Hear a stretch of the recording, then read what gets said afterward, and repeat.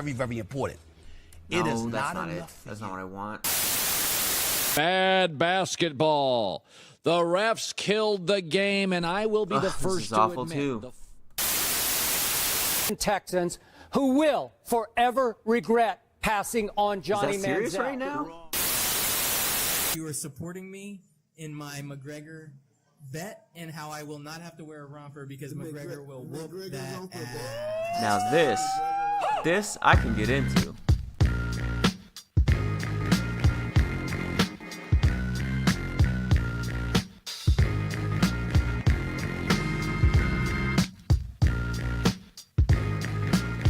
And welcome. You are back to Scout Team Radio. We are the sports podcast that is for fans, by fans. We are excited to be here with you. I am Kyle Sanders, and to my right, we've got... My name is Chris America. You can catch me at Chris Scout Team on Twitter. And to my right is nobody, unfortunately. Anthony's not here. Anthony, you are missed today, sir. We're going to have a great show without Anthony, unfortunately. Unfortunately, Anthony couldn't make it. He's busy moving. Moving on up. So to the east side. If the show stinks... To a deluxe apartment. If the show stinks... In the sky. It's because he's not here. But we'll try to make up for it. Oh, we yeah. We have big shoes to fill. We got this. So how's it going, Kyle? How was your weekend, bud? I've had a pretty busy weekend. Working hard, doing my normal weekend stuff, ready to relax after this great podcast that we're going to do today. I will say that I did get to listen to Michael Jordan a little bit over the weekend. Oh, did you? I was at the beach all day. Oh, the beach. Yeah, I went over with the family. Nice. I saw this cool game called Spike Ball. How do you play that? It's like this game where there's like a net in the middle, and it's kind of like a trampoline net, and you just kind of spike a ball back and forth, like kind of like volleyball. I don't know. So why didn't they just play volleyball? Because I guess volleyball nets are big and expensive. So this hard is like to pack in the car. It's like a little tiny, like a trampoline, like type deal. It's I don't know, probably like 4 feet across. Did it look like fun? Yeah, they look like they were having fun. All right, I'll have to take your word for it. Yeah, but it was hot. I bet. I was outside working in the yard this weekend. Uh-huh. And when I got in the car, it's at 104 degrees.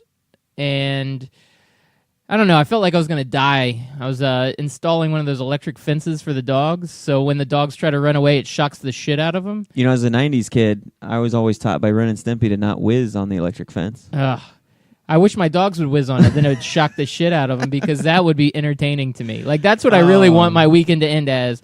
Like, going out there, oh, hey, how are you doing, dogs? And they look like they're all singed because they pissed on the electric fence. And PETA, you can, at Kyle Scout Team, your complaints. Hi, PETA. How you doing? Isn't PETA that person from... Hunger Games. Hunger Games. That's right. That's where I was going with that. I completely forgot for just a second, but yeah. PETA from Hunger Games. If you're hanging out and want to be on our podcast, just at Kyle Scat Team, because that's what you're getting at, right? PETA and Hunger Games reminded me of that chicken we just ate, so I'm sure they'd love that. Yeah, we did eat fried chicken. All right, so you mentioned Michael Jordan. What is Michael Jordan up to these days? He's selling lots of shoes. He is selling a lot of shoes. But before I talk about Michael Jordan, I do want to really give some props out to one of our closest listeners out there, Mr. Justin Bieber, who is a big-time fan. Oh, he tweeted at us. Yeah, he did. You know what? Well, he DM'd us. He didn't tweet at us. So Yeah. if you're looking for a direct or an at to us from Justin Bieber, he wanted to be on the DL, so he DM'd us. He slid into our DMs. So he That's told what the kids us call that it. we were the podcast that reminds them most of the human centipede, and I took that as a compliment. Yeah, he said that Scout Team Radio is the human centipede of sports talk. I mean, Human Centipede was cutting edge, great cinema, really just like crazy stuff going on, and I feel like that's what our podcast is. So, Justin Bieber, thank you for your compliment. We appreciate that. All right, that's probably the nicest thing you've said about Justin Bieber out of the 5 episodios that we've had. I mean, this is the Trace. Yeah, Trace is not 6. Oh, 6. Sorry, Yeah. Trace is 3. You need to. I always have to count in Spanish to get to whatever number I want to say. All right, so I literally count in my head. I go 1, 2, 3, 4, 5, 6. Oh yeah, 6. That's Seis it. episodio. Episodio. My bad. Yeah, learn your Spanish. Episodio. Yeah, I need to polish up.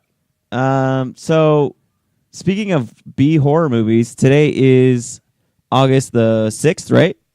Something like that. Anyways, so it's Sunday, and Sharknado 5 comes out tonight on is Shark- Sci-Fi. Oh, man. They've been tweeting all day about Sharknado 5 coming out. Oh, that's awesome. Who's the chick that's in there? That's Tara Reid? Tara Reid, she did not age well at all. No. She's not the same She Tara did Reid not age from when well. she was on Van Wilder and American Pie. Now, that was a good Tara Reid. No, that was a great Tara Reid. Yeah, That we was- could appreciate that Tara that Reid Tara for what Reid. that Tara Reid was. But Eye candy. Not good actress. Not good actress. Eye Eye candy. candy. But then, like I said, she did not age well. She's not eye candy anymore. You know who did age well? Who's that? Ian Ziering. Who? The guy from Sharknado. He was also in 90210. Oh, okay. Oh, You- yeah. I You know what who I'm you're talking about. Okay. Or Ian? Does he go by Ian Ziering? Is he eye candy for you? He might be. Okay. Hey, to each their own, man. He's a nice guy. I think he's also a listener. So somebody else who aged well, we talked about Michael Jordan. Oh, Michael Jordan did age well. So I feel like this week, maybe the last week and a half, Michael Jordan's been like hot taking his way back into the news media. He's been wanting to say a lot of stuff about different people, so I just want to go down the list of just random Michael Jordan sayings that I've heard over the last week. Okay, you just say them real quick, and then I'll say if I agree or disagree, All right. and then So- we'll talk about them. So Michael Jordan, he was comparing LeBron to Kobe, and he said 5 beats 3. Last I checked, when I did my math worksheets, I would have to draw a little alligator, and I would if I saw a 5 and a 3, I'd have to draw the little alligator eating the 5. All right, we'll get right back to that. All right, so you were saying that Michael Jordan said something about LeVar Ball. LeVar Ball. Michael Uh-huh. Jordan was talking about LeVar Ball. I don't feel like he aged well. He did not age well. I don't think he could beat me if I was one-legged, as Michael Jordan would say about LeVar Ball. Okay, I agree once again. I agree with Michael Jordan. I might disagree with this, but it's worth a discussion. Last thing Michael Jordan said was he thinks that Kawhi is the best two-way player in the game. I necessarily don't like to agree with his airness, but I think I do have to disagree with that one. I do think that LeBron James is still the best player in the world. LeBron James is still a great two-way player. So when you're the best player in the world and you're a great two-way player, there's no way Kawhi can be the best two-way player in the league. I feel like this is the first one I actually agree with you on. I feel like Michael Jordan was just saying that. For some reason, he's got like a vendetta against LeBron. He's just wanting to like really dig in deep. I don't know if it's like jealousy because they get compared together. And even though Michael Jordan is better than LeBron James was and is and probably will ever be, but I don't know if it's like a competitive nature thing or what, but I disagree with this one. I don't think that Kawhi is the best two-way player. He may be the second best, maybe the third best. He's definitely top 5, but he is not the best. I feel like LeBron is the best two-way player, so I'll have to agree with you on that one. Yeah, and I don't think it's necessarily he has a vendetta against LeBron Something's going on. James. I mean, There's some behind the scenes. Like maybe like Michael Jordan was smoking a cigar on the golf course and said, "LeBron, I bet you $300,000 that I can make this putt." And then Michael Jordan misses it, and then he's like, "Screw you, I'm not paying you." And then LeBron like said some bad things about him, and then all of a sudden it's like all over everywhere. I don't know. okay. It's just an assumption. So I don't know. I think Michael Jordan's just being honest, and because it doesn't fit the narrative that everybody likes to have about LeBron James, people think he's got a vendetta against him. Well, the most honest thing Michael Jordan has ever said is the ceiling is the roof. That's not even true, though, because you have a ceiling, then like attic space, and then the roof. But it's close. Like that was a pretty honest. I saying. guess. So let's go back to this 5 beats 3. So This is where I feel like he's just being honest. okay, so yeah, in some ways, the number 5 is a greater number than the number 3. We're talking about championships. LeBron's got 3. Kobe's got 5. I would personally put LeBron ahead of Kobe in the top basketball players of all time. I would put Michael Jordan ahead of LeBron. I do think Kobe was great. I also think Kobe was with Shaq, and I think Shaq was in his prime a better player than Kobe. A lot of people will disagree with me. I know Kobe's got a lot of big fans out there, but Shaq was such a different player. I mean, it was kind of like way to be the biggest, strongest, most athletic dude on the court every game, Shaq.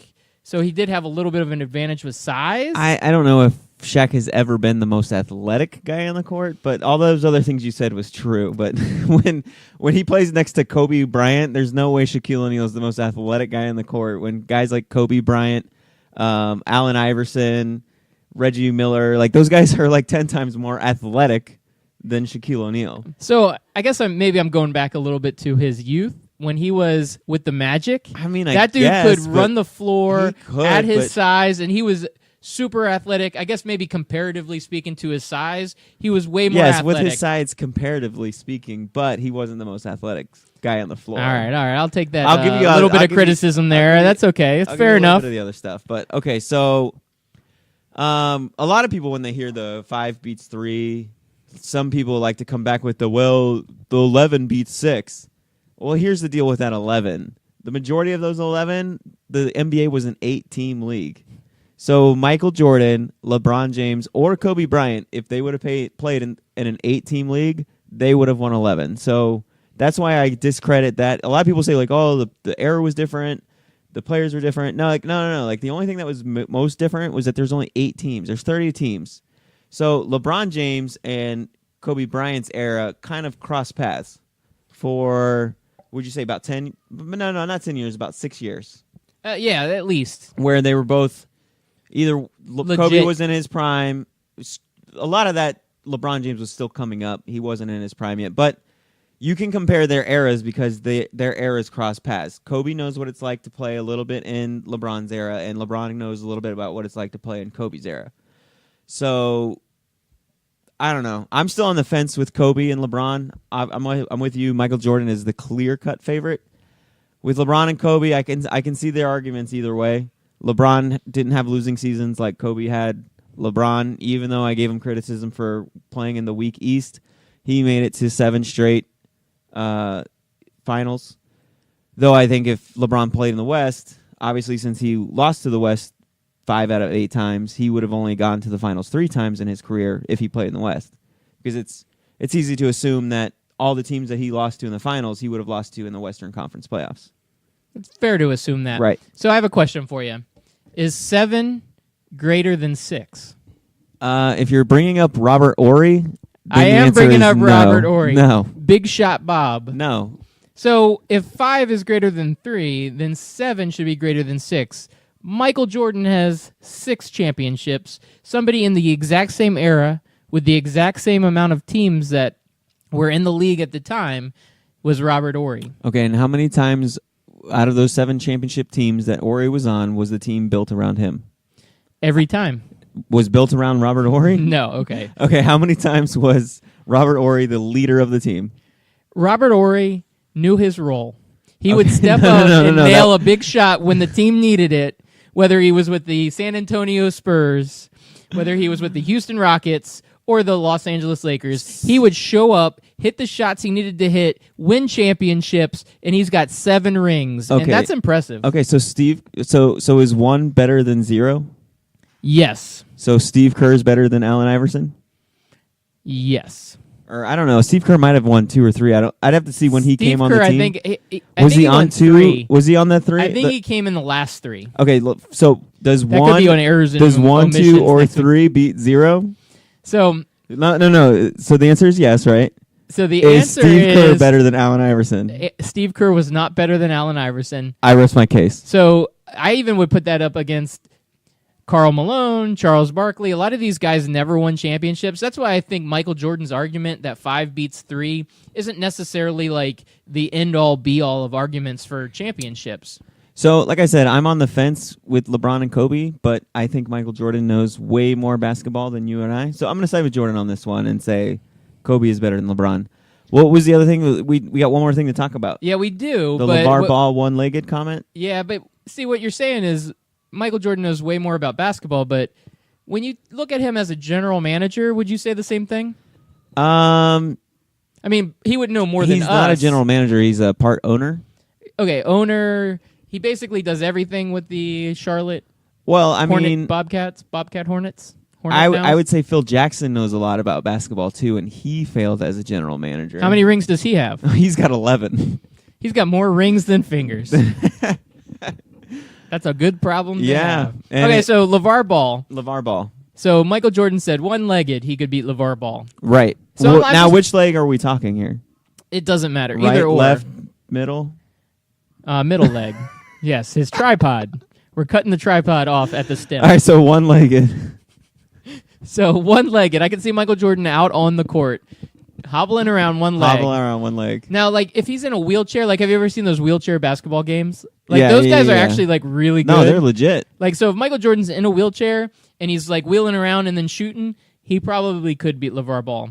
But if he's out there and he's, like, no crutches, no wheelchair, he's just one leg and he's having to hop, LeVar Ball's got a 51% chance of winning that game.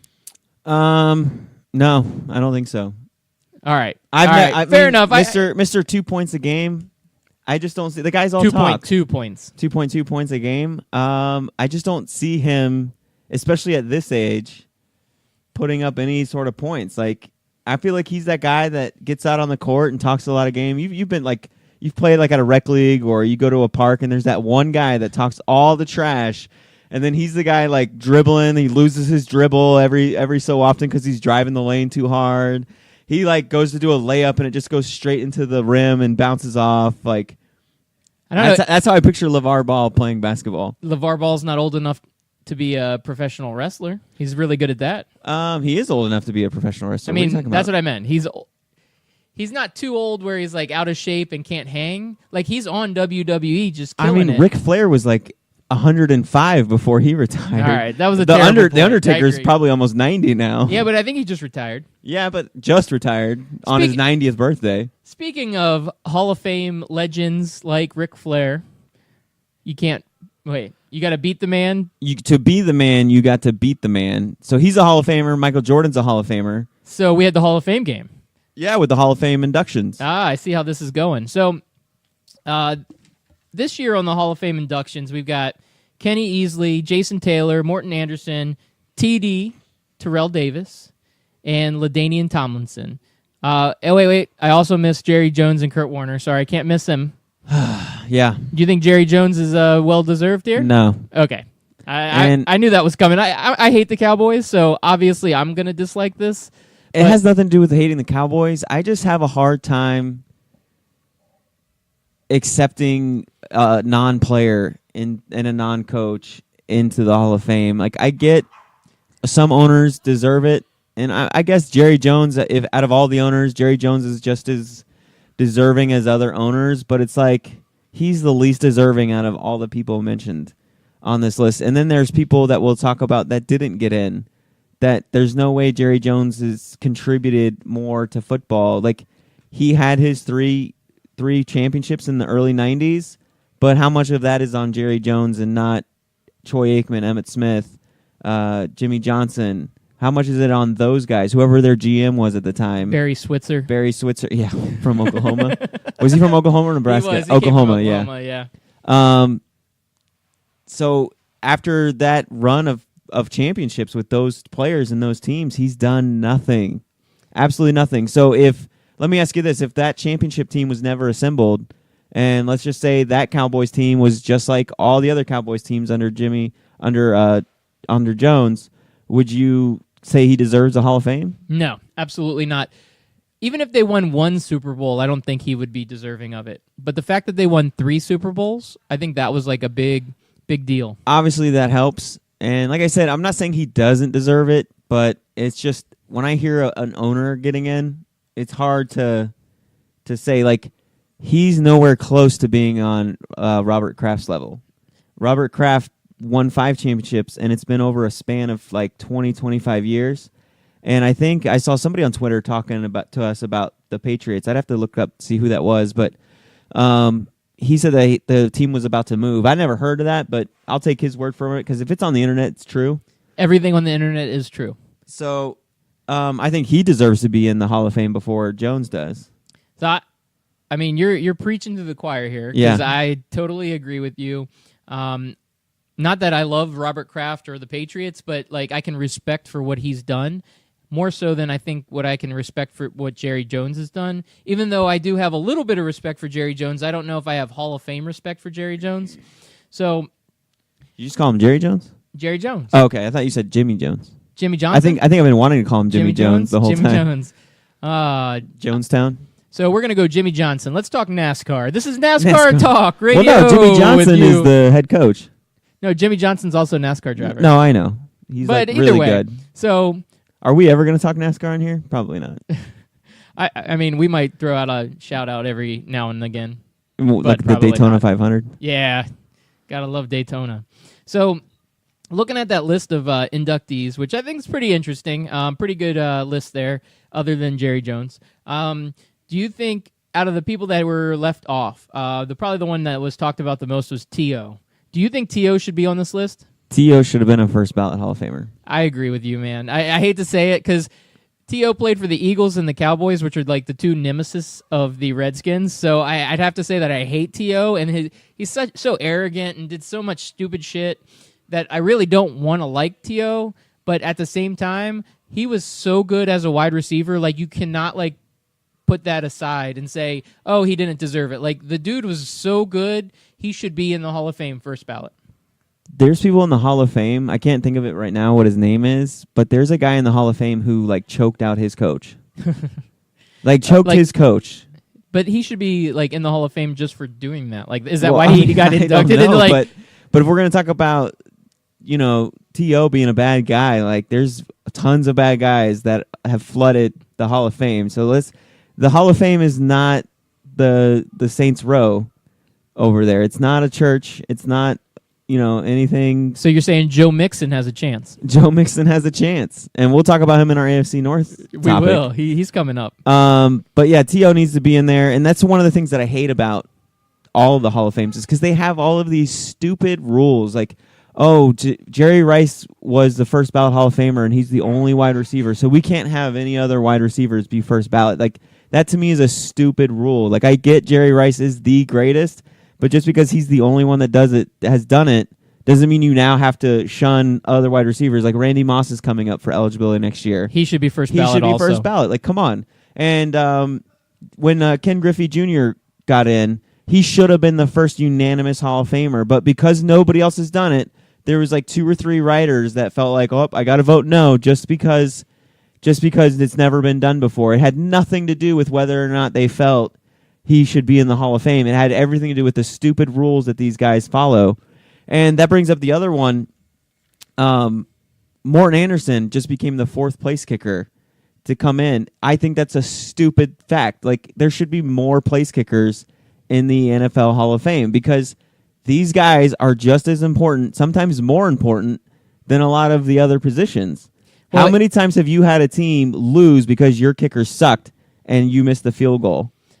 I know for a fact that my Panthers lost to the Patriots because our damn kicker kicked the ball out of bounds when we're up by 1 or 2 points in 2004, and they got the ball on the 35-yard line, and that you don't give a short field to Tom Brady. We lost. We could laces out, Dan.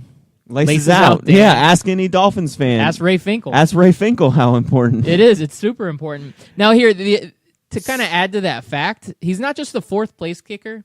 2 of the other place kickers were actually multi-position players. One is George Blanda, the famous quarterback. So he really got into the Hall of Fame because of his quarterbacking, right? Not just his place kicking. Uh-huh. And the other one was, Lou Groza. Lou Graza. Graza? Did I say I that think wrong? it's Graza. I think it's Graza. I don't know. I'm not that old. There's an award after him, too, the Lou Graza Award in Award. college football. Speaking of kickers winning awards, there's a Heisman Trophy winner that was a kicker and a quarterback. His name, of course, is Gator legend Steve Spurrier.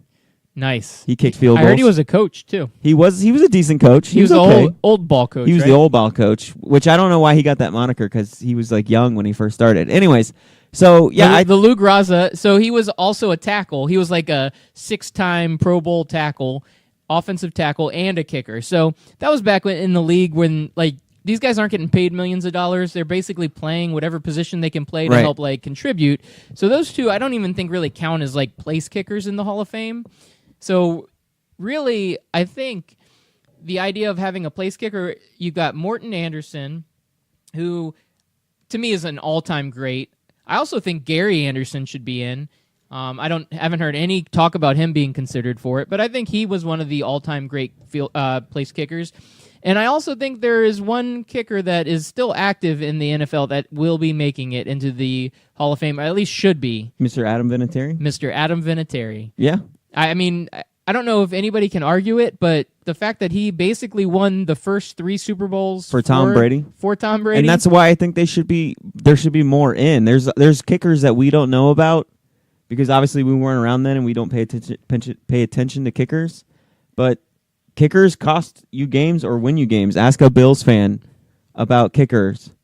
Yeah, like he should be in the world's worst Hall of Fame with Scott Norwood. Ask Florida State fans in the 90s about kickers and their wide lefts against Miami. Anthony's not here to defend himself, so I get to say stuff like that. So kickers need to get in. So here, I have a quick question for you, and you might know this, but there's one punter in the Hall of Fame, only one. Okay.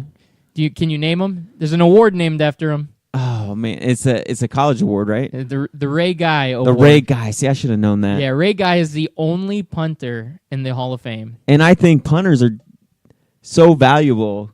Right, and I don't think we should have 100 of them. No, but when you when you don't have one, you feel it. Yeah. When you have one, you just ignore it. You just take it for granted. When you have a guy that can pooch a kick right into the 5-yard line, that is huge for your team. Like I know I'm one of those fans that when my punter puts it between the 5 and the goal line when he punts it, I'm like, let's go. Safety, interception, or we're going to get a punt to the 45-yard line. Like, let's do this. I mean, it's kind of an underestimated aspect of the game. I completely agree with you. So there was also 2 running backs that had made it into the Hall of Fame. So you got LT and TD. You got 2 initials standing for 2 really great running backs of their time. If you were going to say one was better than the other, who would you go with, LT or TD? I'd have to go with LT because he did it longer, but I do think that TD deserved to be in the Hall of Fame. That guy had 2 or 3 seasons, maybe 4, of just ridiculousness. And I can't recall because that was like the late 90s. I was kind of busy with high school, chasing girls. Many didn't. How'd that work out for you? Not so good.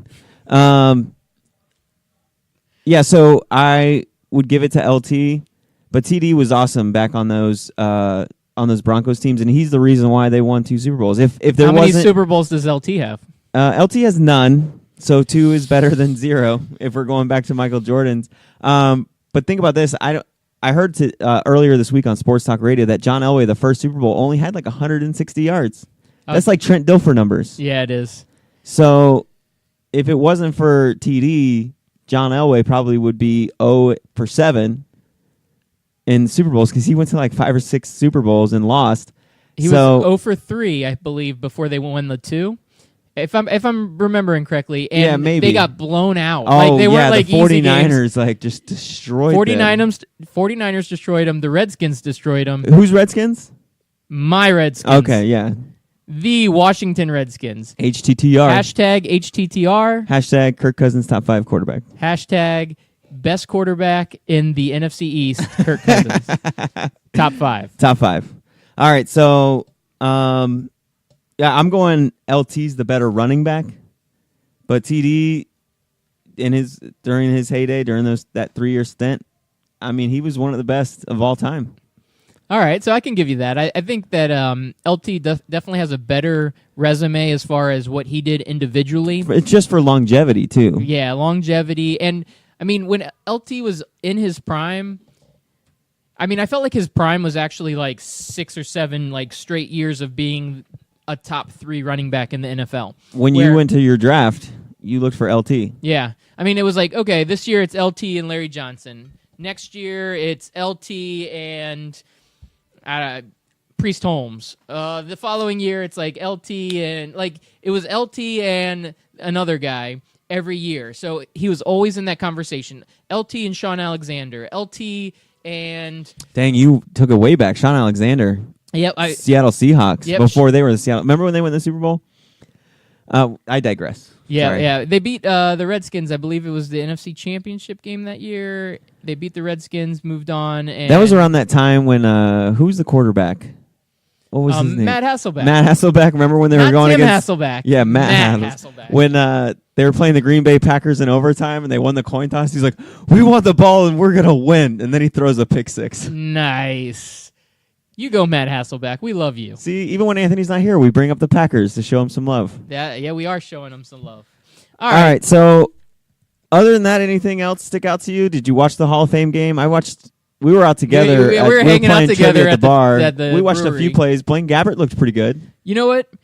I feel like Blaine Gabbert is due to get some credit because, he did suck for the Jaguars, and not just like regular suck, like really sucked for the Jaguars. And he was bad for the 49ers, too.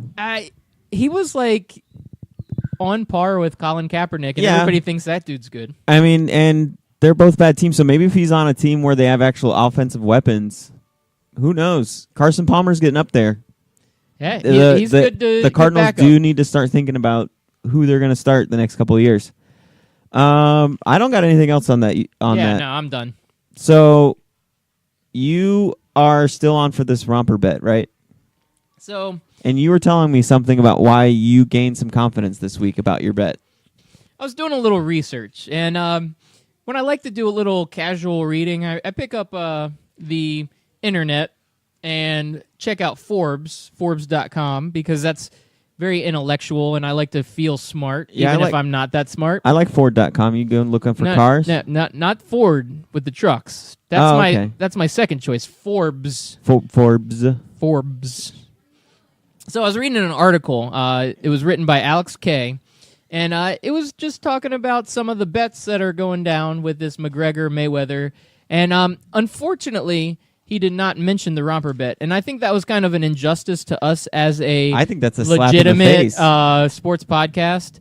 I mean, I feel like that's Justin Bieber's giving us love, and this dude, Alex K for Forbes.com, can't even throw us out for romper bet, best bet for a Mayweather-McGregor fight. I feel like that's more disrespectful than telling a Adidas referee, AAU referee, to stay in her lane. I agree. So anyway, as we digress, looking at some of the bets, it looks like that 93% of all tickets and 76% of the total money being wagered at the Westgate in Las Vegas are going for McGregor. So I may sound like a crazy person when I'm betting on McGregor, and I'm going straight up. We're going straight up bet McGregor romper bet. Right. So when the betting of first started happening for the fight, once the fight was announced, it was approximately 11-1 that Mayweather was going to defeat McGregor. Now the odds, because of all the bets going against Mayweather and all for McGregor, started getting down to about 4-1 to 5-1, somewhere in that range, which I think is crazy, because though I'm betting for McGregor and I do feel like he's going to win, I do respect Mayweather and what he's done as a boxer and his record. So I do think that it is kind of a little bit of an offbeat bet, and the fact that it would be 4-1, I think, is pretty wild. I think that's probably given a little bit too much respect for McGregor, though I am a McGregor proponent. I think that he's going to be an amazing fighter as far as getting in there and really giving Mayweather a run for his money. I don't think that I'm not worried about it. I still think you're going to be wearing a romper, Chris. Okay, that's All right. fine. Yep, fair enough. So all the buzz right now is around Conor McGregor. So it seems like the public really is supporting McGregor, and some of these really crazy bets that have been going out there, it looks like one person wagered $35,000 on McGregor at a South Point sportsbook, which, hey, you know what? That at a 6-1 odds, that's not bad, right? And another person bet a total of $150,000 on McGregor, and that was at the William Hill sportsbook. So after all those bets, to me, $150,000 is really not a whole lot compared to a romper bet. So I don't even know why that's getting some love. And the romper bet isn't? I feel like putting your romper bet on the line is a lot harder than putting $150,000 down. I mean, I could just go into my bank account right now and pull out 150 G's. I know. It's basically like a quick transaction. I think I could pull that out of an ATM right now. I think I have some hiding under my mattress. I mean, for sure. But basically, those people are throwing their money away. You think so? Oh, I know so. So So here's how gambling works in a nutshell. I'm going to Barney style this up for you. When the bets first came out, there's no reason to bet on on Mayweather. Even though Mayweather's going to win, you're going to have to put up so much money up front to get anything back to make it worth your while. Like if you put $10 on Mayweather, you're going to get like 10 cents back if you win. So what's the point of betting on him? Where if you put $10 on McGregor and he wins, you can get like what, like 300, 400, 500 bucks, whatever it is. I don't remember what it was. You said 11-1, so that's $110. So people start betting their money on McGregor. So what Vegas does is when they see a whole lot of bets towards one way, they have to protect their interests because obviously they're not going to pay out all this money on the off chance McGregor wins at 11-1 odds because they have all this money now that people are betting on. So they got to lower the odds a little bit. So when people come in later on, no, they're 4-1 odds now because Vegas doesn't want to pay 11-1 odds to, let's say, 5,000 people. No, we're going to cut that down now. If we're at 5,000 people at 11-1, numbers are still coming in. We got to lower that down 4-1, so that way, if McGregor on the off chance wins, we'll pay 11-1 to these 5,000 people, but then the rest of the 10,000 that bet, we're only paying 4-1. Does that make sense? So what you're trying to say is if McGregor wins, Vegas is screwed. Yes. I mean, that's no matter what. They would be the big losers in all this. They would be because nobody's going to bet on Mayweather. Would you feel bad for Las Vegas, though? No, not me really. neither. Me neither. You know, they probably have to sell one of their yachts to kind of make up for it. But I think they'll survive. Yeah, I think they'll be able to handle it. But I agree. Vegas didn't look at McGregor sparring in the ring at practice and go, "Oh, we need to change up the betting now. He looks good. We think he might win." It has nothing to do with that. They just look at, holy crap, we got all these bets coming in for McGregor, so we need to protect ourselves. We have to lower the odds. So what they're saying is that McGregor's going to win. No, not at all. They're saying on the off chance what it they're happens. really trying to say is that McGregor has got a really great chance of winning. No. And they're getting worried because McGregor's really showing them that he can be a winner. Sure. I mean, you posted a picture of some guy laying in the ring and that somehow was like proof that McGregor is ready to win the fight. So I believe that a picture is worth 1,000 words, and that to me meant at least 1,000 words. The few words that I have is that McGregor is still going to lose, and that anybody who bets against America is a communist. Why are you such a communist, Kyle? God bless America. So this is something that has stuck with me for a while. Back when Ronda Rousey was like on her big kick about undefeated, best fighter ever, right, all of that. I remember the fight against Holly Holm. I was sitting there that day at my house, and I was checking out, that dumb TV show with the 4 letters that talks about sports all day long. Yeah. I was watching that. You mean the channel, not show? Whatever, same shit. Yeah, the 4-letter network. The 4-letter network. I was listening to the 4-letter network, and all they did was talk about basically the improbability that Ronda Rousey could ever lose to Holly Holm. And then I sat there, and it kind of hit me. I'm like, I should just throw down like $20 on this right now. It was like 20-1 or something like that. It was like unbelievable. I'm like, I need to throw that down. And unfortunately, I just didn't go up to the sports book. I said, you know what? That's dumb. I should never do that. But I feel like this would be like a good time to throw down that money. So I think you should throw down the money. Throw down $20 on McGregor. You know what? I feel like we should. So you can lose $20 and have to wear a romper. You know what? I may not have to do either. I could win. I could win big. All right, so if you win the $40, will you buy me a beer while I'm wearing my romper if you win? Oh, yeah. All right. Oh, cool. yeah. I'll buy you whatever you want. Your choice. Dealer's choice. All right, so I think we've talked enough about McGregor. No, I don't, but we'll go ahead and move on. We'll anyway. move on. Yeah. So big news, right? Big news in the NFL. Yep. According to Dolphins fans this week, this is the way the story breaks if you're listening to Dolphins fans. If you're listening to Brandon Kravitz, Dolphin fan extraordinaire, on 96.9 The Game here in Orlando, the Dolphins lost future Hall of Famer, NFL legend, NFL winner, NFL great, Ryan Tannehill this week. Oh, I thought you were going to say Dan Marino. No, not Dan Marino. He retired a long time ago. You thought I was going to say Kirk Cousins, right? That's future Hall of Famer. Yeah, future Hall of Famer. No, they lost Ryan Tannehill, and according to all the Dolphins fans that I know, except for one, Wayne, my buddy Wayne, he's He's as realistic. Hey, what's up, as Wayne? How's it going, Wayne? What's up, Wayne? Ryan Tannehill goes down, running around, not getting tackled, but just running around. I don't know why you run away from pressure in practice. You have the red jersey on. Like you're not competing for a starting job. The starting job's yours. What are you doing?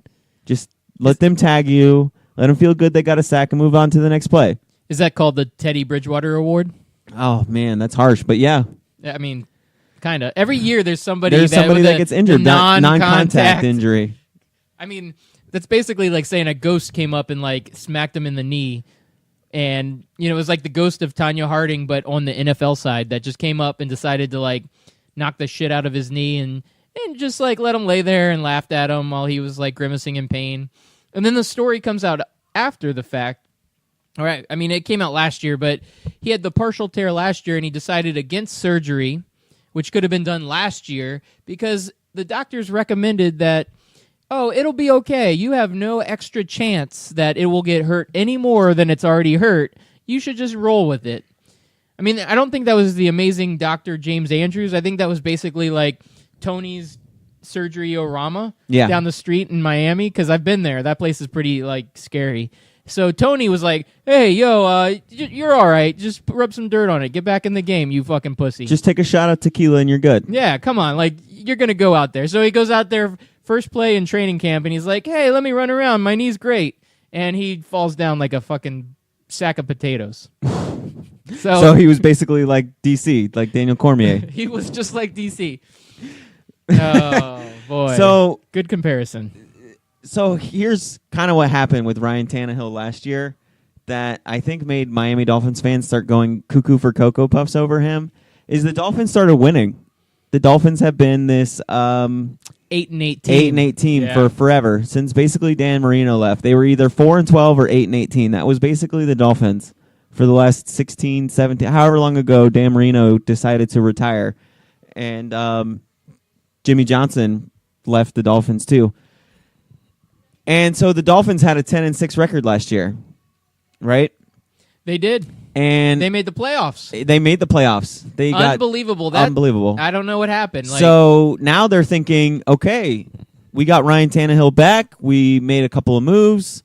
We're going to go into the playoffs again. We're not going to win the East because obviously Tom Brady's still there and the Patriots are still there, but they're feeling good about their wild card spot. They're feeling good. Brandon Kravitz, the guy I mentioned, by the way, it's his birthday today. Happy birthday, Brandon Kravitz. Did you buy him a Baconator for his birthday? I didn't buy him a Baconator, even though he still owes us one for losing a bet on the Warriors a few months ago. He was thinking that they were going to win 2 playoff games. And I'm thinking, what team is he thinking? Like, what quarterback does he think Ryan Tannehill is? Here, just to throw that out there, like, honestly, they may have upgraded quarterbacks by picking up who they picked up. Let's calm down on that for a second. So I tweeted at at him and I said, dude, your best bet was going to be 9-7 next year. And he's like, well, that's false because they went 10-6 last year. Do you know who the Dolphins played last year? The Dolphins had one of the easiest schedules in the NFL. They had to play the Bills and the Jets twice each. So that's like basically gimme games. So the Dolphins were 8-5 with Tannehill in the game. Tannehill went down after in week 13 or right around week 13. He was 8-5. Here's their 8 wins. Win number 1, their first win of the season, was an overtime win against the mighty Cleveland Browns. Win number 2 was the surprise win against the Pittsburgh Steelers. That is their only team that they beat with a winning record. Win number 3 was the Buffalo Bills. 4 was the New York Jets. 5 was the San Diego Chargers. 6 was the Los Angeles Rams. Ooh. 7 was the San Francisco 49ers. Wow. And 8 was the Arizona Cardinals. And then the mighty Ryan Tannehill went down. Those are his 8 wins last season. Did I mention any playoff teams other than the Steelers in that scenario? The Steelers are the only legitimate team in there. Now the Cardinals are good. I think Cardinals are probably the second best. Year. They were 7-8-1 last year. So they had a losing record. They still always had a legitimate offense and have a really great defense. I just feel like they were an off team last year, and I'm sure Carson Palmer was injured during that game, so it wasn't the Arizona Cardinals. Yeah, so you're getting excited about Hey, I don't like the Dolphins. I think the Dolphins are overrated. That's not going to be the Dolphins' schedule next season. No, they're not going to be as good. We haven't gotten to the AFC East yet. I was going to give them like 6 to 7 wins, to be honest with you. Looking at their schedule, we'll go over their schedule when we get there, but their schedule's a lot harder than what I just read off to you. Like, that was a bunch of losing, bad, awful teams, and the Dolphins are just an average team. So when you have an average team and you give them eight awful teams for them to play, guess how many games they're going to win? They're going to win 8 games. So what you're really trying to say is they needed to upgrade their quarterback position. So were they able to do that in the offseason? It looks like they did. They just signed Jay Cutler. Yeah, that's right. Bring in a legitimate starter with winning experience. And by upgrade, we mean by like a slight hair. Jay Cutler is not that much better than Ryan Tannehill, but if we're comparing the two, they're probably the same, but I'd give the edge to Jay Cutler because last year in Adam Gase? I would totally give Tannehill the little bit of a slight lead over him. I think Tannehill's a good average starter in the NFL, and I think Jay Cutler at this point in his career is not a good starter.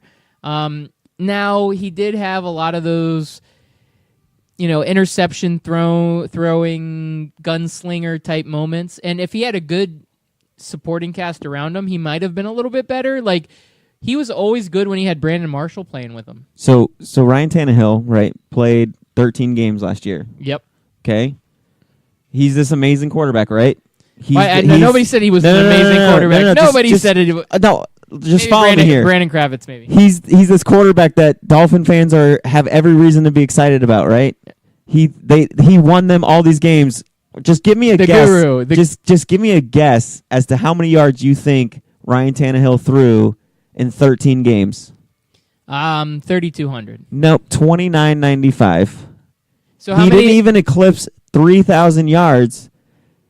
Yeah, 2,995. He threw 19 touchdowns and had like 11 or 12 interceptions. Does that scream like a guy who's ready to take you to the next level? No. A guy who's ready to lead your team to the AFC Championship? A guy who's going to beat one divisional winner in a wild card game and then a bye-week divisional winner round 2 game? Does that sound like somebody who's going to lead you to the promised land? Well, and just to kind of throw back a little bit, I don't know if you remember this or not, but Jay Ajayi had 2 200-yard rushing games that he single-handedly won, I believe, both of those games for the Miami Dolphins. Well, I know Ryan Tannehill didn't win them the game against the Cleveland Browns. The Cleveland Browns kicker missed a field goal late. They should have lost. They should have lost that game against the Cleveland Browns. The Cleveland Browns know how to lose. They definitely know how to lose. Professional losing team. The Cleveland Browns are better at losing than Ryan Tannehill is at winning. Let's put it that way.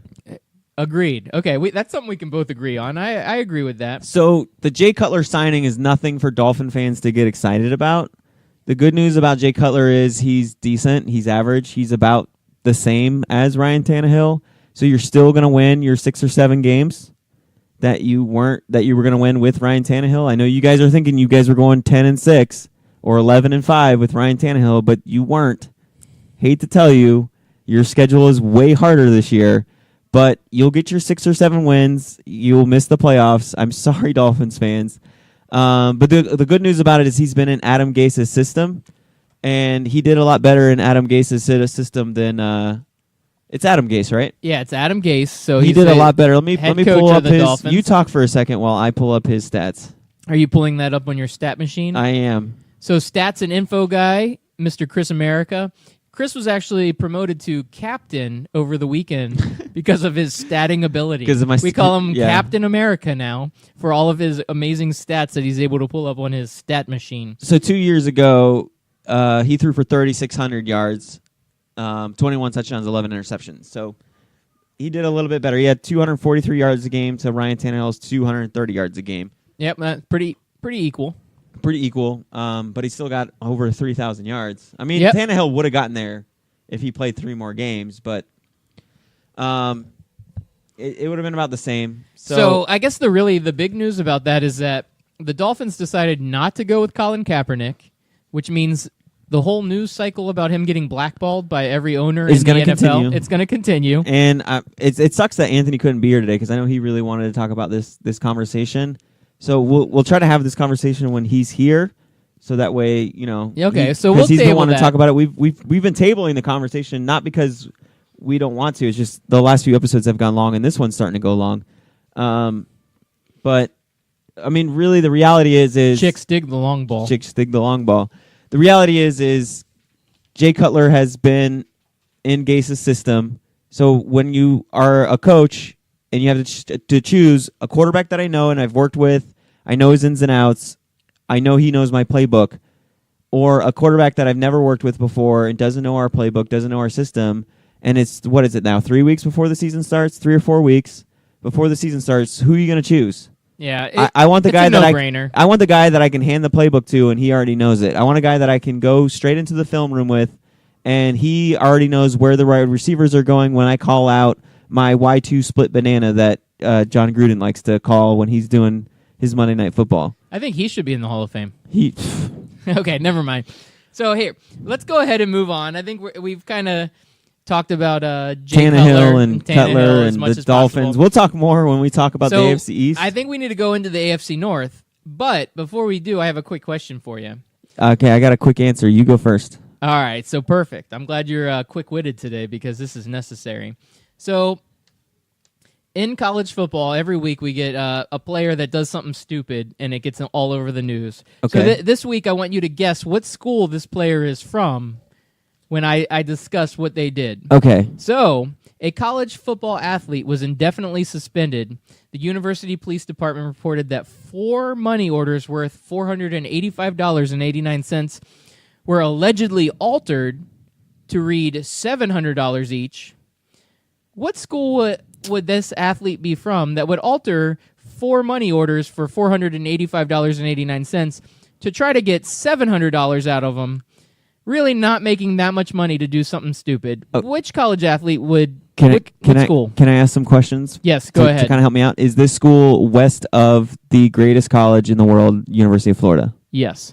Is this school east of Alabama? Yes. It is Eastern Alabama University, the school that is in Tallahassee. It is. Eastern Alabama University, yep. Florida State. Yeah, I mean, some people call it Florida State, but it is what it is. It's in Eastern Alabama. Basically, before there was the crab leg incident, before there was... The 20 rapes that we're just going to sweep under the table. Again, Anthony's not here to defend his school, so I can say these things. So Florida State, they are quite known for their shenanigans. The good It's news... like a party school. They basically... They don't even want their athletes to go to class because it might affect their brain. They want them to focus on game day. This isn't a Gator fan saying this, so I'll let you rag on him with a big smile on my face. So he decided not to be able to make it out tonight. He did have, personal stuff going on. I'll give him that. But being a big Florida State fan, I feel like him not being here to defend himself gives us the perfect opportunity to really lay it on Florida State. Do you think he's avoiding being on the show so he doesn't have to talk about it, so he doesn't have to defend it? Okay, so I just want to throw this out there, and then I'll lay off the Florida State stuff. Every time I get cut off in traffic or somebody's driving like a total a-hole, they've got a Florida State license plate. Every effing time. You notice that too? I mean, I don't know what the deal is. Do they have driver's ed at Florida State where they teach you how to be an a-hole driver? I don't know, but it's a thing. The good news for Florida State is this player is absolute garbage. Yeah, he had 5 catches in 2 seasons. He came in as a 4-star recruit, and he's done nothing. So we'll move on to the AFC North after we're done ragging on Florida State. AFC North talk. Who do we want to start out with? Do you want to start from the top or from the bottom? We can start from the bottom. I like talking about the bottom dweller. So the bottom is the Cleveland Browns. I feel like the Cleveland Browns are easy to rag on because they've been bad for so long, but I'm excited about where they're going. I do think even though they had a terrible year last year, and they've had terrible years over the last 10 years basically since they came back into the league. Pretty much. I mean, there was that one year they almost made the playoffs when they were 10-6 with Derek Anderson as their quarterback, which was total fluke. Yeah. You remember that? Kind of like when the Miami Dolphins made the playoffs last year? Basically the same scenario. I would completely give you that. But I do like Hugh Jackson. I think Hugh Jackson is a very good coach. I liked what he did with the Raiders when he was over there. I don't think he got enough credit for what he was doing. And as a coach for the Cleveland Browns. Hopefully they give him a chance, at least 3 or 4 years, so he can build something. But the problem with the Cleveland Browns at this point is that they don't really have a good quarterback situation. So you're really looking at 3 different guys as quarterback that are competing for one position. Yeah. And you got Brock Osweiler, who got traded over to him as kind of like a salary dump for the Houston Texans. They were able to, the Browns picked him up, and they're like, okay, let's give him a shot. You got Cody Kessler, who's the young guy that came in last year and had a little bit of like life in him. And then you also have your draft pick, Deshaun Kaiser. So you got 3 guys that all could be the like future, but none of them are like really exuding that much confidence. Like as a fan, I'm not like, okay, this guy's going to be the next Joe Montana. This guy's gonna be the next. This guy's gonna be the next Ryan Tannehill. This guy's going to be the next. Okay, not Ryan Tannehill. I'm sorry. Tom Brady. This guy's going to The be the Dolphin next. fans really set me off this This- week talking about Ryan Tannehill. Oh man, I don't know why. Like they act like he's the greatest. They all hate him during the regular season. But you know then that? the offseason, it's like, oh, he's gotten great. better. He's gonna do He's good. going to be the one making the next step. He He's deserves. going to be He the deserves elite that tier $90 million of quarterbacks. contract we signed him to. Yeah. Oh, whatever. All right. So I think the Cleveland Browns need to rock out with their Brock out. You think rock out with the Rock Brock out with their Brock out. Okay. Just go with Brock Osweiler. You're paying him the most money. Let Kaiser sit. Give him the Aaron Rodgers treatment, and just rock out with your Brock out, Browns. We'll see what happens. So here's the other thing about the Browns that I noticed this year. There was 2 players that the Browns drafted that had dirty drug samples. Oh, I didn't know about that. I thought you were going to go with the really great draft picks that they had, Jabril Peppers. Yeah, that was one of them. That was. Oh, one of I them. didn't know he had a dirty yeah, sample. he had a watered down sample or something. What which about is Myles just as- Garrett? Myles Garrett. Yep. Did he have a dirty? No, he No, didn't no, have a no. dirty He was their sample. number 1 draft pick. I didn't hear. I didn't see the story. So I was going to say that I felt like they had a really great draft. Jabril Peppers, even though he's kind of one of those exciting in-betweener guys, he was playing linebacker, but he's a little undersized for linebacker. But they, at Michigan, he was kind of the utility guy that could play all positions. Was kind of that spark plug, do anything guy. I think the Browns will find a place for him, and they'll maybe use him offense and defense, kind of like Michigan did. Yeah, so Jabril Peppers had the dirty sample or the watered down sample, and then Caleb Dirty. Brantley, Florida defensive tackle, he got picked up in the 6th round. He had some like reports of some girl saying that he pushed her, and then it came out that the reports weren't true. So he dropped down, and so these 2 guys had questionable pass going into the draft. And my theory is that instead of the NFL suspending them, they're like, we're just going to send you to the Cleveland Browns as your punishment. Okay, that's a good theory. So, other than getting punished and going to the Browns, I do think the Browns had a good draft. Yeah, no, they had a decent. They should have had a good draft. They had like 15 picks, Yeah, or around there. I mean, they did. They had a lot of picks. They had the first pick in the draft, Myles Garrett. That guy's going to be a beast. which I don't.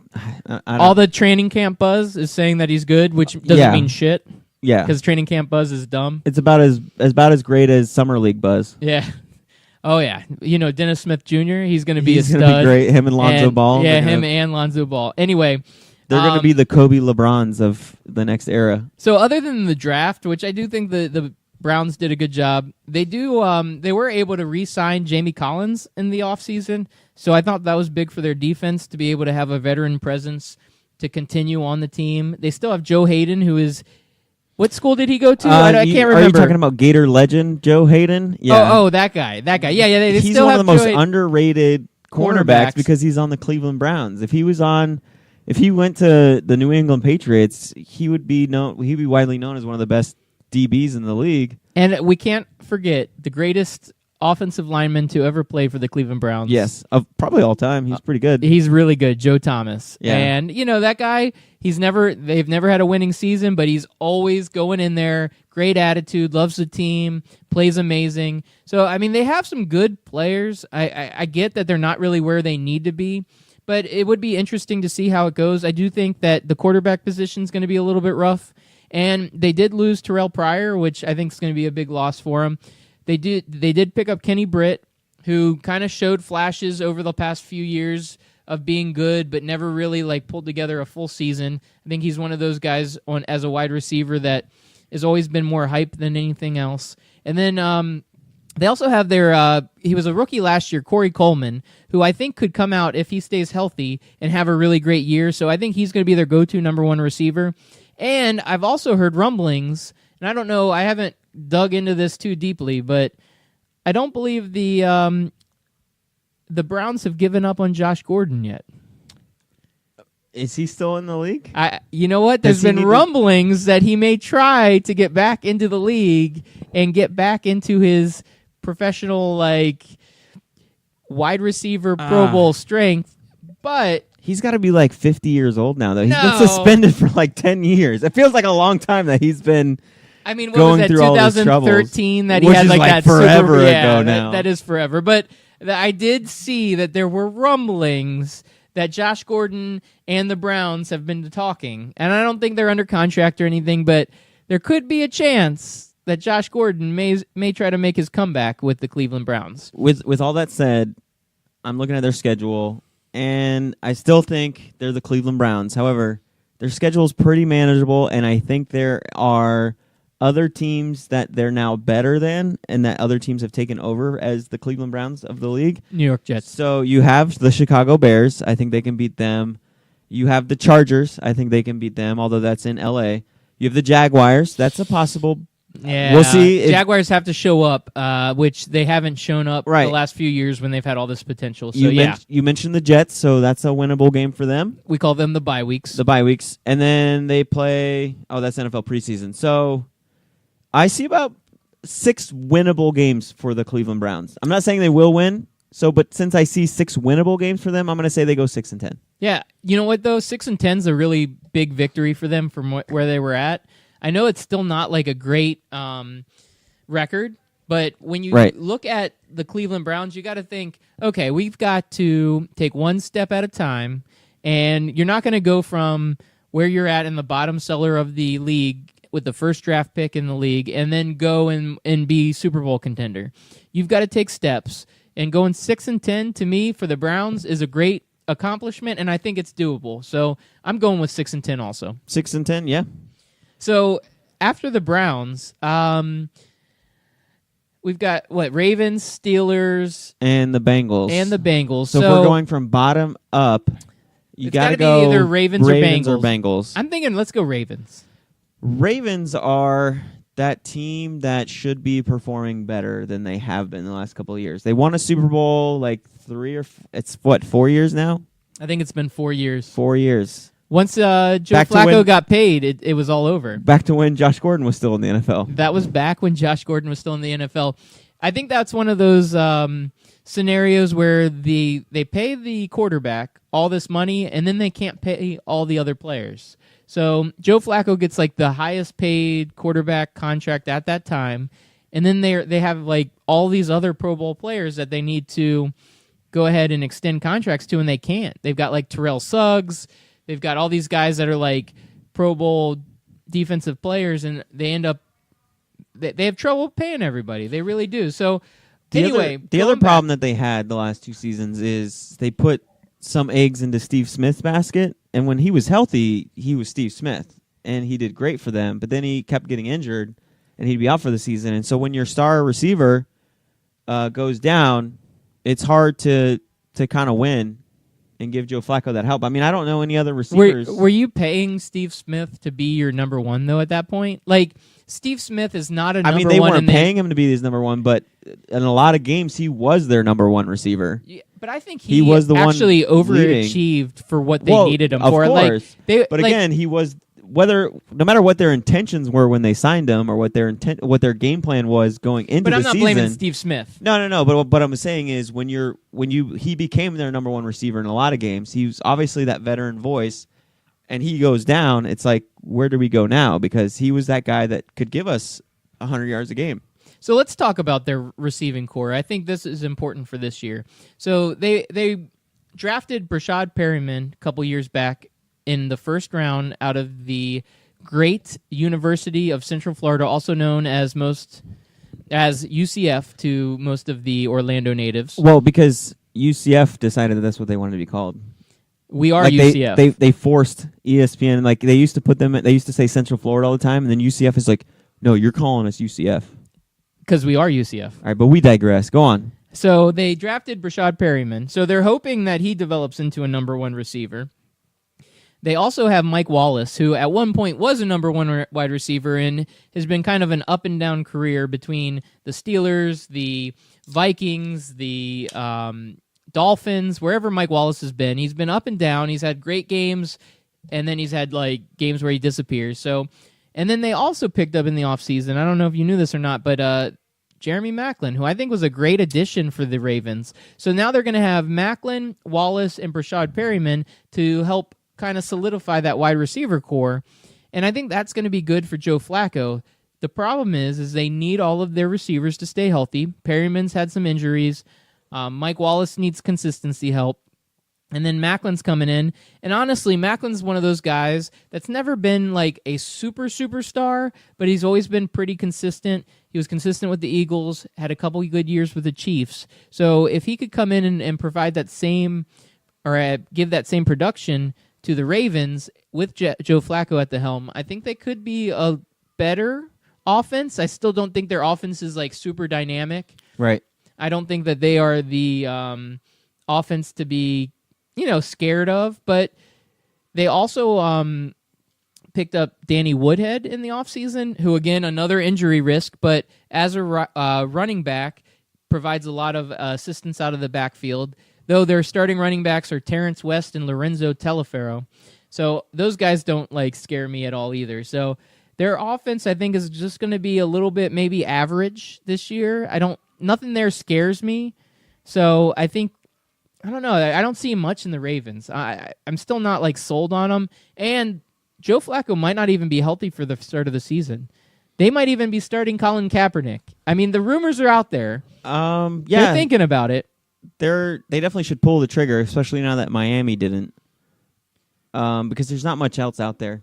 Yeah. There really isn't. I'm not sure the extent of the injury. I know he did it lifting weights, which I guess is a non-contact injury as well. He's a beefcake. Which way to the gym? Which way to the gym? I didn't say gym. I meant gym. Gym. Snap into a Slim Jim. All right. So what do you got the record at? I just looked at their schedule. I see about 9-7. Yeah, I feel like 8-8. I think Yeah. they have the Browns twice. Team. They play the Bears. They play who else did I see on their schedule? They play the Jaguars. So they got a lot of winnable games on their schedule. So if they split with if they split with the Steelers, I got them at 9 wins. And the Steelers and Ravens. No, I mean, listen, when it comes to the AFC North teams, they always battle. You're right. They're always battles, no matter how bad. Like even the Browns show up sometimes to play against the AFC North teams. So it's doable for them to split with the Steelers. So last couple of things about the Ravens. One, this was news a couple weeks ago, but that guy Urschel, he retired. Urkel? Urkel? I like Steve Urkel. He's a Steve funny Urkel? guy. Were you a Steve Urkel guy or Steve Urkel?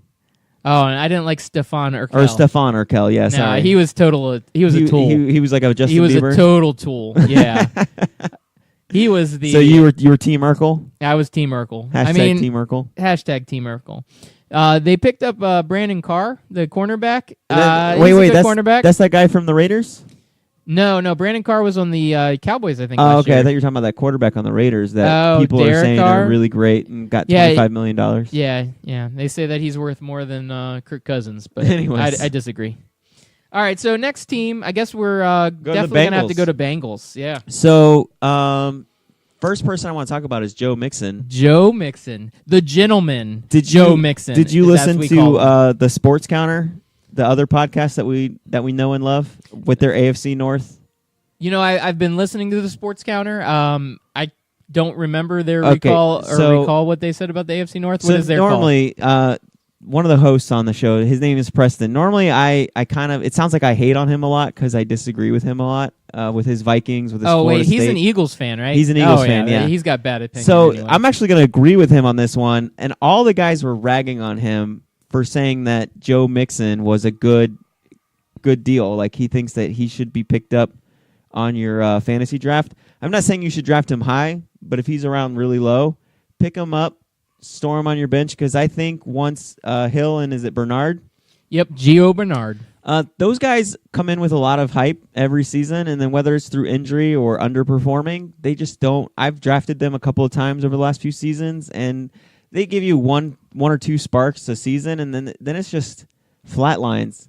And I think once they flatline again, the coaches are going to go towards Joe Mixon, and I think he's going to hit the ground running.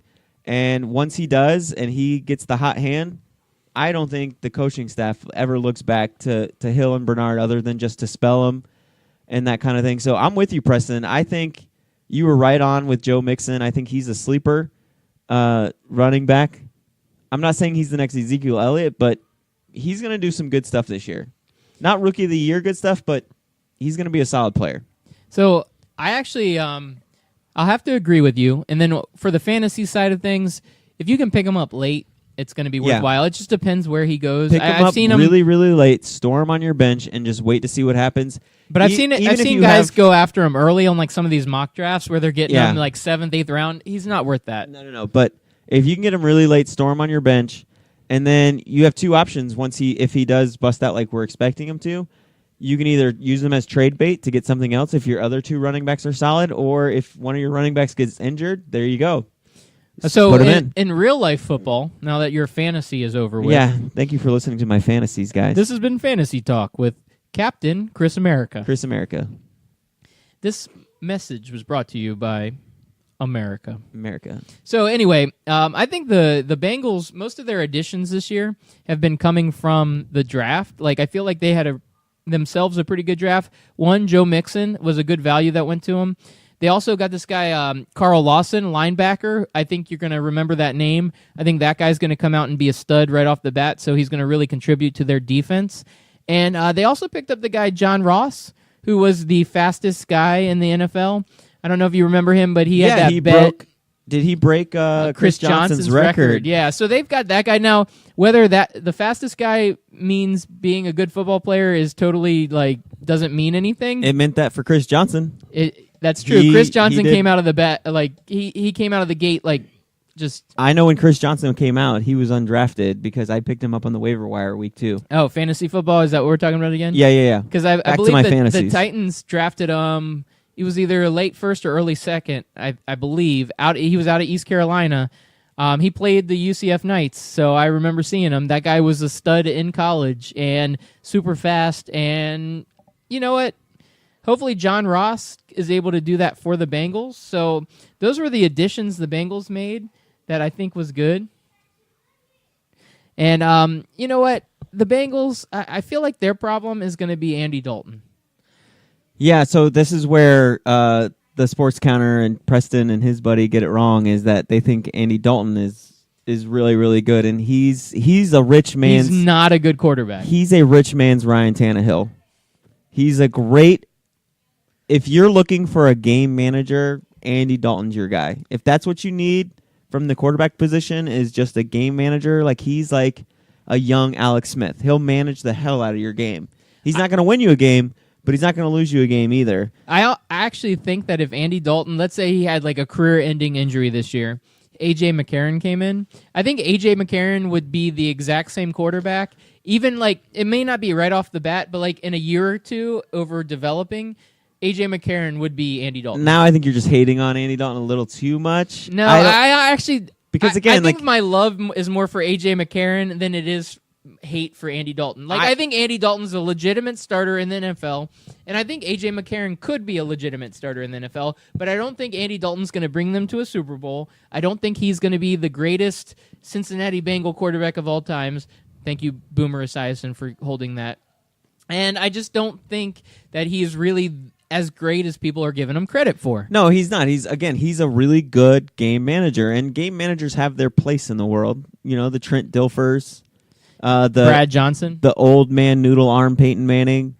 I mean, but he was Peyton just a Manning game. was so good for so many years. No, I know, can't even call him the game manager at that point. I feel but like when he was just won a getting Super his Bowl, he was a game manager. He had a noodle arm. He game managed his way to the Super Bowl. Von Miller was like, "Dude, we respect you. You are the man. Right. We love it when you bring Papa John's Pizza to training camp, and we love you for what you're doing. So we are totally gonna win the Super Bowl for you." And we felt bad that you got destroyed by the Seattle Seahawks. So that's a thing. Yeah. We wanted to give Peyton Manning some love. So I think that's what was going on there. I think Von Miller and the rest of the Denver Broncos defense was like, we're not going to let you down. Just go out there and don't screw it up. And he basically played like A.J. McCarron in the Super Bowl, and they won. Yeah. So I'm looking over the Bengals schedule, and apparently the AFC North has a very winnable schedule this year because they play a lot of easy teams. They play Jets. So they don't play the Jets. So winnable games for them are the Browns twice, the Bills, the Colts, the Jaguars, the Titans, the Bears, the Vikings. Those are all winnable games for them. And if they split with the Steelers, like I said, and they What beat, if they split with the Browns? I feel like that's a divisional game. you're right, but it's They could also a split. winnable game. So It is a winnable I'm game, looking you're at with the Bengals, looking at their schedule and their winnable games, they could be 9-7 to 11-5. Just looking at their winnable games, if they split with the Steelers, if they can beat the Ravens twice, or even if they split with the Ravens, they can win 10 games that way. And if they beat the Bengals, the Bears, the Browns twice, the Broncos, I mean, they're at Broncos, but the Broncos don't have a quarterback, so that's a winnable game for them. That is a winnable game. If they went 11-5 and went to the playoffs as a wild card, I would not be shocked. Okay, that's not shocking. Marvin Lewis. Just based off of their schedule, it has nothing to do with their quarterback or anything else. Just looking at their schedule, like a lot of times, I feel like people just look at the team, and they're like, "Oh, well, the team is this, so therefore they're going to go this record." And you don't take a look at their schedule. Like again with the Dolphins were probably a 7-9 team last year, but with their schedule, they had 8 winnable games. So they won 8 winnable games. They beat the Steelers. They surprised there, and then they beat some other team that they should have beaten. So I'm going to give them a shot to go 11-5, but I do think that the one problem with the Bengals is their offense having so much reliability on A.J. Green. I feel like behind A.J. Green, their wide receiver core sucks. Being a Panthers fan, you might appreciate this, but Brandon LaFell is their number 2 wide receiver. Yeah. Would you give him some love? No. No. Brandon LaFell's terrible. And then after that, you've got Tyler Boyd, who was a rookie last year, who had flashes, but every time A.J. Green gets hurt or Andy Dalton gets hurt, the offense basically becomes anemic, and they can't do anything. And the running backs have kind of been overrated the last few years, But like you had mentioned. that's why Joe Mixon comes into play. Yeah, but if Joe Mixon is going to be your savior, are you really going to go as far as you think you're going to go? I mean, I don't know, but I'm giving again, them more of an 8-8 is what I'm Right. going for the Bengals. So I'm 8-8. I'm not looking at the Bengals, the team, and saying that this team can beat 11 teams no matter who they play. I'm saying looking at their schedule, they are better right now on paper if everybody stays healthy. I mean, I'm not going to sit there and predict injuries to A.J. McCarron or to Andy Dalton or AJ Green. AJ McGreen. Like AJ AJ McCarron I and mean, if AJ AJ Green together. McCarron gets injured, like then they can sign Colin Kaepernick as their backup. So again, like if they go 11-5, I'm not surprised. But if they go 8-8, I won't be surprised either. So I think we both agree on this is the best team by far is the Steelers Yeah, and There's it's the only team that can make the Super Bowl in this division. in this division. Yeah. So a lot of people have the Patriots going undefeated. So this team, the Steelers, actually have a legitimate chance of maybe taking them down this year. And not that I'm a big Steelers fan, and I think part of the problem is I'm a little jaded because every time I go to a sports bar, and we live in Orlando, there's not a professional football team in Orlando. The Bucks are close, the Jaguars are close. But when you go to a sports bar in Orlando, it is 90% Steelers fans. I don't know why that is, but it is 90% Steelers fans. You see Bradshaw jerseys, you see Roethlisberger jerseys, you see Emmanuel Sanders jerseys, but they're Steelers jerseys. You see Antoine Randall L jerseys. You're like, dude, he hasn't even played on the Steelers in like Right. 10 years. Like, where do you guys like? And they're nice jerseys, like the ones that they pay like $500 for, and you're like, dude, like, where do all these Steelers fans come from? So to kind of explain to people that aren't from the Orlando area is not a good sports town in the sense that we love our local teams. Because most people are transplants, and then people that aren't transplants, just like other teams that were good. Like, if you see a whole bunch of people wearing Dallas Cowboys stuff, you can pretty much guess that they're in their 30s and they just jumped on that 90s bandwagon. And 9 times out of 10, you are correct. If they're a Floridian or if they're from the Southeast and they're a Cowboys fan and they're in their 30s, it's because they jumped on that bandwagon in the 90s. Now, there's nothing wrong with that. You do your thing, player. So when it comes to Steeler fans, though, I've noticed this about Steeler fans. If I've known a Steeler fan or if I've talked to one at a bar, 9 out of 10 times they're actually from Pittsburgh. How do so many people from Pittsburgh move to Orlando? I don't know if there was like, I got a coworker of mine. He was like worked in the steel mills. He's like in his 60s or 70s. His name's Jimmy. He's one of the coolest guys I know. A lot of it just has to do with the fact that like sometimes when the economy goes bad in Pittsburgh, they have to move. So a lot of families got transplanted due to economic reason. Now, I could be wrong. There could be Pittsburgh people yelling at me right it's the now. same So theory though this with is kind the of Cowboys. what I've been told. No, because like I've the Steelers in the 70s, and then people loved them. No. Because again, like Come on, you all got to these- give that a little bit. No, of because all of these validity. all of these Cowboy fans that I've met have nothing to do with the city of Dallas. They've never been to Texas. They've never visited Dallas. They're not from. They don't have family members. They're from Florida. They're from Alabama. They're from wherever. You're making it They're- way too easy for me to hate Dallas fans because I already hate them. Well, talk to a Dallas fan. 9 out of 10 of them are But there's in Orlando. There's a ton of Steelers fans in Orlando too, though. Right, but they're from Pittsburgh. They have a legitimate reason. If they did jump on the bandwagon in the 70s, well, yes, of course. If you live in a Okay. city and your Fair team enough. is good, you're going to like them. Fair enough. So I give respect to these Steeler fans because they're not bandwagon fans from Florida. They are fans that are from Pittsburgh. They're from Pennsylvania. They're from that area. I would say the same thing about, I mean, I only know really 2 Eagles fans that I know personally, and Preston? they're both from Philly. I don't know where Preston's from, so I don't know him. I'm not talking about him, but my buddy Donald, he's from Philly. He's everything Philly. Oh so. yeah, he was giving me some shit the other night when we were watching the Yeah, John Bones we'll have Jones to- fight. we'll have He's to- like Kirk Cousins. What? Top 5. We're what are you gonna go talking to the about? playoffs. Oh yeah, playoffs. Carson Wentz, best quarterback ever. I'm like, Yeah, we'll bring him in when we talk about that. So let's get back to the Steelers. So who on the Steelers will be suspended this year? Was it be Le'Veon Bell, Martavis Bryant? Like, come on. So Who is it going to be this year? Right, you talked about the Steelers being possibly undefeated, or maybe you said that they'll end the Patriots' chance to go undefeated. But this might be their last chance to get a Super Bowl for a while because Ben Roethlisberger has been talking retirement For a lot. couple years. Yeah. For a couple years, and this could be his year. I mean, he seems kind of young to retire, but at the same time, that dude takes a lot of hits. Like, he's taken more hits than anybody else, and it's part of how he plays. Like, he's a big dude. He can move around, and he holds onto the ball to the very end, and he tries to make a play. Right. So it's kind of his fault, but at the same time, every year that dude's getting rocked.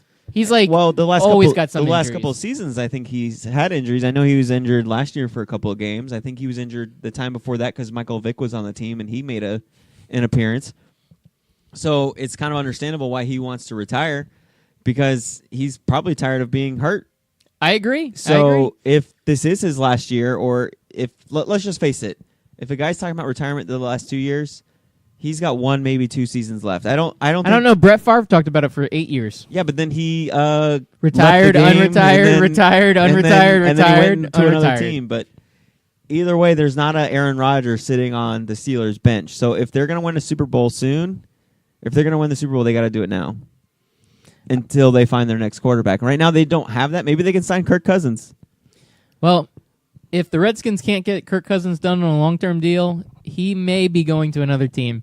I could see him going to the 49ers, but I hope he Hold on, stays hold and on. retires Do in the not- Redskins. Just because I brought up a joke of Kirk Cousins, do Nope, not I gotta bring hijack- it. I gotta do go. not hijack this conversation. Let's talk about Kirk Cousins All right, a little so bit. Ben This is what we're talking Roethlisberger. about. Ben Roethlisberger. So Kirk Cousins. No, shut up. Shut your face. He's a Michigan State Spartan. Shut your face. He's a good guy. So Ben Roethlisberger You is like a, that? is a You Miami like that? is a Miami Red Hawk. Isn't it the Red Hawks? Yeah, I think they're the Red Hawks. the Miami University No, Hurricanes. Miami, Ohio. Ohio has a Miami. Yep. It's actually more legitimate than We call Miami, it- Florida. Do they have a South Beach? No, well, maybe. There's probably like a South Lake, a South Pond. Lake. They do have a South Lake. Yeah.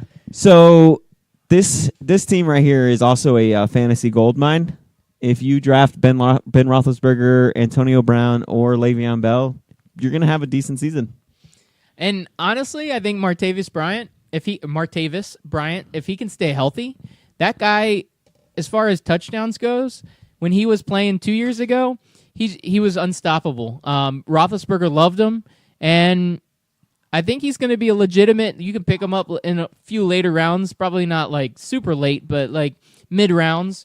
And Antonio Brown's always going to be a top 10 guy. So I mean, as long as he stays healthy, Antonio Brown's always going to have production. I think we can all agree with that. He will go in the first round, though.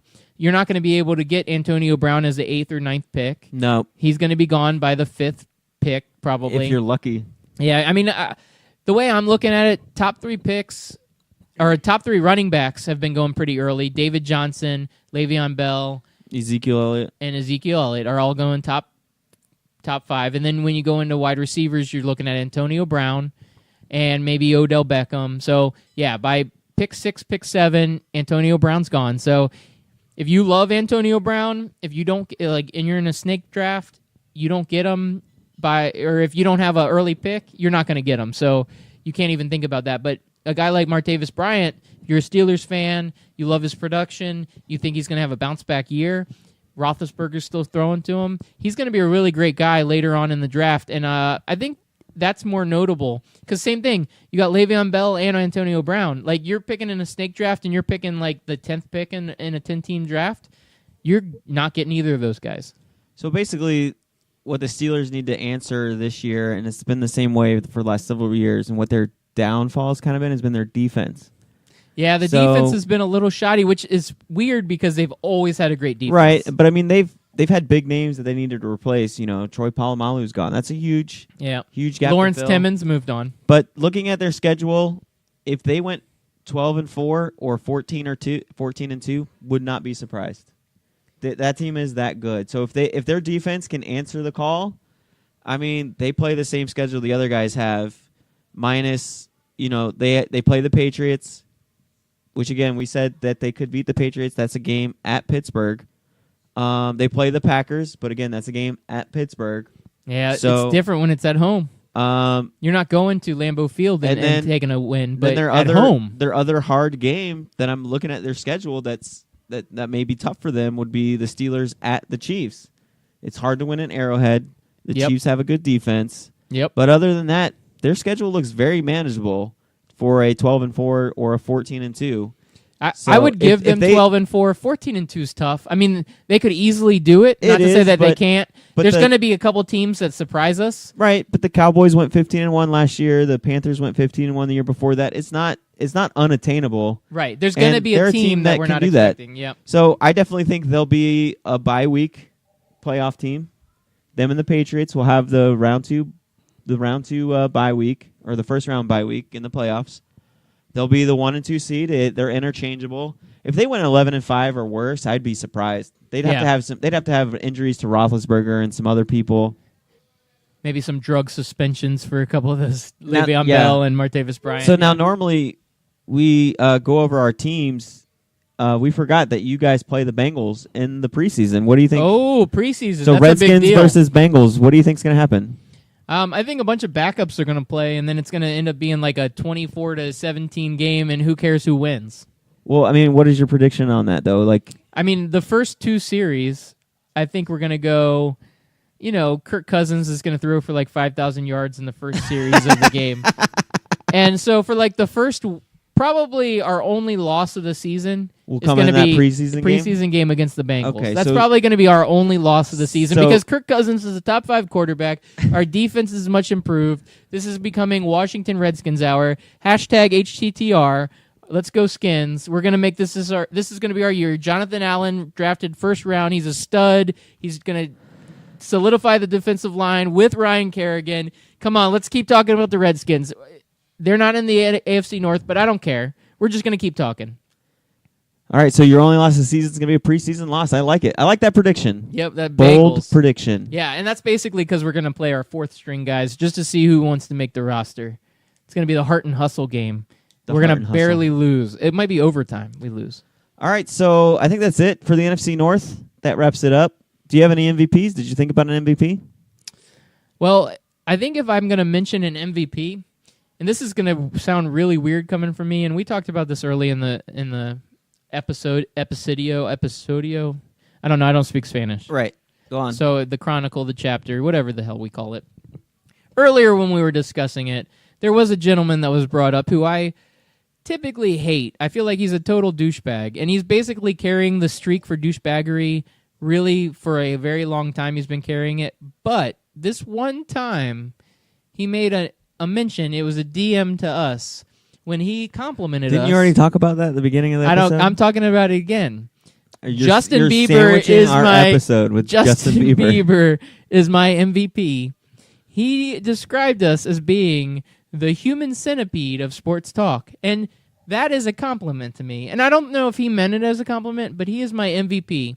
And my sub MVP / co MVP, just for being the man, is Tim Tebow. I like those 2 MVPs. I have 5 MVPs. Is one of them the WNBA for making their own video game for the first time ever? Well, they didn't make their own video game. It's just they got added into an NBA video game. But it counts because they're the WNBA and they're legit AF. Right. As So fuck. after you're done listening to this podcast, go to iTunes, Podbean, Stitcher, SoundCloud. Search on Google if you can't find these. Tune in. I got 5 MVPs right now. It's at Sports Counter. Sports Counter is a great podcast. Yep. I got Brandon at B, Preston. yeah, we like Preston. those guys. Preston, Brandon. At Reality Check-In. Yep, those guys are good. Those That's guys a are good podcast. Reality They're Check-In. interesting to listen to. I like them. I got the Basement Sports Report. That's another great podcast for you guys to listen to. They're at Podcast BSR on Twitter. And they love the Brewers. Then if you're not satisfied with your fantasy talk that we got here, you can go to NFL Talking Heads. Those guys are awesome. And then if sports isn't your thing and you like nerdy stuff, because I'm a nerd, I'm a sports nerd and a nerd. And I've said this before that not every nerd is a sports fan, but every sports fan is a nerd. True. Go to Nerds with Words. That's a good show. They always have great interviews with different comic book stuff, and they had a UFC fighter on one time, which was kind of cool. That is awesome. So those are my 5 MVPs, and definitely go ahead and check them out once you're done listening to all of our episodes. Anything else, Kyle? I don't know. I think that's pretty much everything. There was this one debate that you wanted to talk about, and you never bring it up until the very end, and I feel like we've run out of time again. Something about cucumbers. Oh, yeah, we'll have to talk about that next week. Why cucumbers taste better pickled.